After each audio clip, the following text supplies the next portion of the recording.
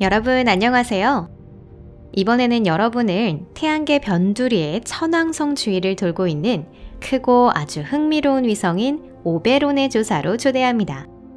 얼음에 갇혀있는 그 광활한 공간에는 과연 어떤 비밀이 숨겨져 있는 걸까요? 그리고 거기에 생명이 존재하고 있을 가능성은 있는 걸까요? 우리는 그 사실을 어떻게 알게 되었을까요? 여기는 토픽입니다. 지금부터 여러분께 이러한 질문에 대한 답과 그 외 많은 것들을 알려드릴게요. 그럼 시작해 보겠습니다.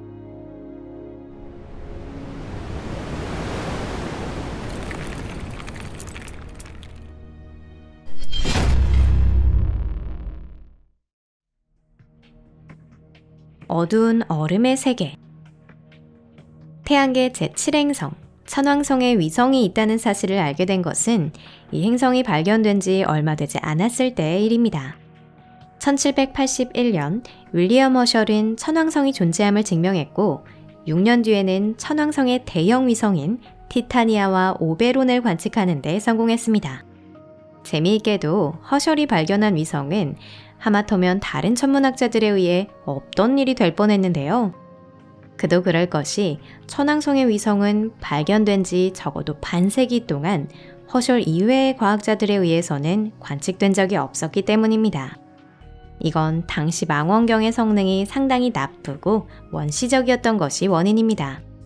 또 허셜은 오베론과 티타니아 이외의 4개의 위성이 존재한다고 추측했는데 이때 큰 실수를 저질렀어요. 물론 현재는 천왕성에 6개가 훨씬 넘는 수의 위성이 있다는 걸 알고 있습니다. 하지만 당시 발견된 천왕성의 환상의 4개의 위성은 애초에 틀렸다는 것이 판명된 것이죠. 실제로 허셜이 가리킨 곳에는 아무것도 없습니다. 이번 주역이 오랫동안 그 존재를 의문시당했던 이유도 짐작하기 어렵지 않으시겠죠? 과학자들이 오베론의 존재에 대해 겨우 확신하기 시작한 것은 19세기 중반에 이르러서입니다. 셰익스피어의 희곡 한여름밤의 꿈에 등장인물에서 따온 이름이 붙여지기 시작한 것도 이때의 일인데요. 새로 발견된 천체에 고대 신화의 등장인물을 딴 이름을 붙인다는 독특한 관례는 이렇게 깨졌습니다. 그때에는 이것에 분개하는 사람도 있었지만 지금은 더 이상 이 위성의 이름을 개명하려고 진지하게 생각하는 사람은 없습니다. 이후의 관측에서 오베론은 티타니아에 이어 천왕성에서 2번째로 큰 위성임을 알게 되었습니다. 천왕성에 알려진 28개의 위성 중 오베론은 천왕성에서부터 18번째 거리에 있는 위성이자 구형인 5개의 대형 위성 중 가장 먼 곳에 있는 위성이기도 합니다. 오베론의 직경은 대략 1500km 정도인데요. 달의 절반 이하의 크기로 태양계 최대 위성 가니메데와 비교하면 가니메데가 3.5배나 큽니다. 작은 것처럼 들리겠지만 사실 오베론은 인류가 알고 있는 태양계 최대 위성 순위 탑 10에서 10위에 올라 있답니다. 또한 질량으로는 가장 큰 질량의 위성 9위에 올라 있기도 해요. 다른 알려진 위성과 마찬가지로 오베론은 천왕성을 향해 항상 같은 면을 향하고 있습니다. 공전주기와 자전주기가 일치하며 13.5일에 한 바퀴를 돕니다. 천왕성은 태양계의 다른 행성과는 달리 옆으로 기울어져서 고개를 숙인 채로 회전하고 있습니다. 즉 태양 쪽으로 서반구와 동반구가 아닌 북반구와 남반구가 번갈아 향하게 되는 것입니다. 천왕성의 위성도 똑같은 회전 방식을 띠고 있습니다. 그건 오베론도 예외는 아니겠죠?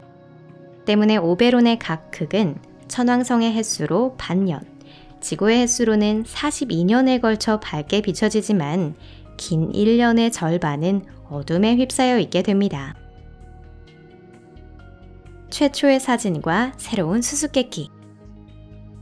오베론은 매우 어두운 위성입니다. 천왕성계에서 오베론보다 어두운 건 움브리엘밖에 없습니다. 그 외에도 지구에서 멀면서 비교적 작기 때문에 지구상의 망원경으로 조사하는 것은 아주 어렵습니다. 즉 80년대 중반까지 오베론에 대한 정보는 거의 알려져 있지 않았다는 것이죠. 상황이 바뀌기 시작한 건 1986년 1월 유명한 탐사선 보이저 2호가 오베론에 접근해 태양계의 끝까지 심지어는 태양계 밖으로까지의 긴 여행을 했을 때의 일입니다. 보이저 2호는 오베론에서 47만 600km의 거리에까지 최근접할 수 있었는데요. 이는 지구에서 달까지의 거리보다 멀기 때문에 언뜻 보면 그다지 임팩트는 없는 것 같습니다. 하지만 그 이상의 접근에 성공한 건 아리엘과 미란다 뿐이랍니다. 1986년 천왕성과 그 위성의 남반구는 하지에 가까워지고 있었습니다. 즉, 이때 남반구 거의 전체에 태양이 비치고 북반구는 긴 밤에 쌓여 있었던 것이죠. 보이저가 오베론의 절반인 남반구, 정확히 말하면 위성 표면의 40% 정도만 촬영할 수 있었던 건 바로 이 때문입니다. 게다가 지질학 전문가들이 조사하기에 충분한 화상을 촬영할 수 있었던 건 오베론 표면의 4분의 1, 그것도 주로 극지방뿐이었습니다.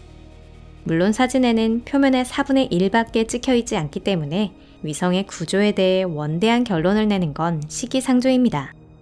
어쩌면 우리가 오베론에 보낸 최초의 그리고 지금까지의 유일한 우주 파파라치가 비정상적인 영역을 촬영했거나 촬영한 이외의 표면이 전혀 다른 모습을 하고 있을지도 모르기 때문입니다.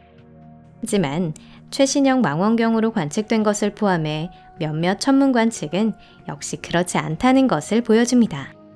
즉, 오베론의 극지방의 모습은 상당히 전형적이라고 할 수 있다는 건데요. 오베론은 화성처럼 붉은 빛을 띠고 있지만 아주 어둡고 표면은 다수의 크레이터로 덮여 있습니다. 이는 이 위성의 표면이 운석이나 소행성에 의해 폭격을 당한 흔적인 것입니다. 오베론에는 눈에 띄는 대기가 없습니다. 게다가 태양계 가장자리에 있기 때문에 지구 주변 등에 비하면 훨씬 많은 소천체가 있습니다.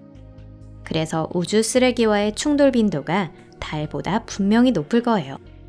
아무래도 오베론에는 물과 암모니아 등의 화합물로 이루어진 액체인 용암이 천체 표면에 흘러나오는 얼음 화산 활동이 이루어지는 장소가 있는 듯합니다.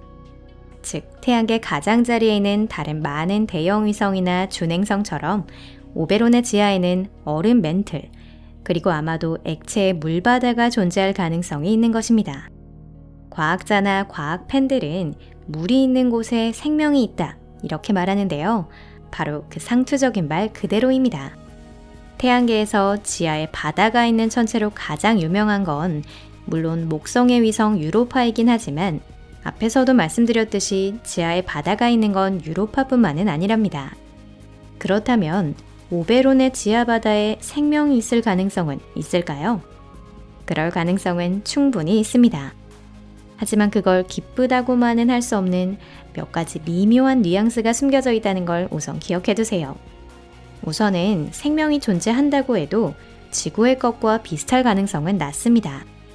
천왕성계에서는 태양이 아직 충분히 밝게 보이긴 하지만 그 태양빛은 오베론의 지각을 통과하지는 못할 겁니다. 즉, 이 위성의 지구 바다에서는 광합성을 하는 것이 불가능하기 때문에 우리에게 익숙한 형태의 식물은 존재할 수 없다는 거죠. 동물도 어렵다고 할 수 있습니다. 대형 천체는 어떤 것이든 그 내부는 아주 고온이며 상당한 고압 상태입니다. 사실 지하의 바다가 수증기가 아니라 물로 이루어져 있는 건 바로 이 압력 덕분인 겁니다. 압력이 높을수록 끓는 점도 녹는 점도 올라갑니다. 이론상으로는 엄청난 열탕 속에서 평생 살아도 아무렇지도 않은 생명체를 상상하는 것이 가능하지만 아마 꽤 원시적인 생물일 겁니다. 한편 오베론의 표면에는 태양계 끝에 있는 다른 천체와 마찬가지로 톨린 등 다양한 유기화합물이 풍부하게 존재할 것입니다. 위로부터 유기물이 오베론의 두꺼운 지각층에 침투하고 아래에서는 지하 바다가 스며든다면 오베론의 독자적인 지하 호수나 바다에도 생명이 탄생할지도 모릅니다. 어느 쪽이든 이건 모두 추측에 불과해요. 이를 바탕으로 본격적인 과학적 가설을 세우려면 오베론의 표면이나 그 내부에 대해서도 보다 충실한 정보를 얻을 필요성이 있습니다. 그러려면 가장 먼저 천왕성계에 탐사선을 하나 더 보낼 필요가 있겠죠. 하지만 지금까지는 보이저 2호를 제외하고는 지구의 탐사선이 천왕성의 위성을 촬영한 적도 없고 오베론 표면으로 탐사선이 착륙한 적도 없습니다. 그리고 현 시점에서는 그러한 미션이 전혀 계획되어 있지도 않고요. 그렇다고 하더라도 실망하진 마세요. 조금 늦어질 뿐, 우리는 조만간 구형인 보이저 2호보다 훨씬 고성능인 탐사선으로 다시 오베론을 조사하게 될 것입니다. 어쩌면 오베론에 우주비행사가 상륙하게 될지도 모르죠. 그렇게 된다면 붉은 빛을 띤 얼음에 갇힌 저 먼 위성의 수수께끼가 인류에 의해 풀리게 될 것입니다. 이 영상이 재미있으셨다는 분들은 좋아요도 잊지 마시고요. SNS 공유도 꼭 해주시면 감사하겠습니다. 여러분 잘 부탁드립니다. 그럼 다음에 또 뵐게요. 안녕히 계세요.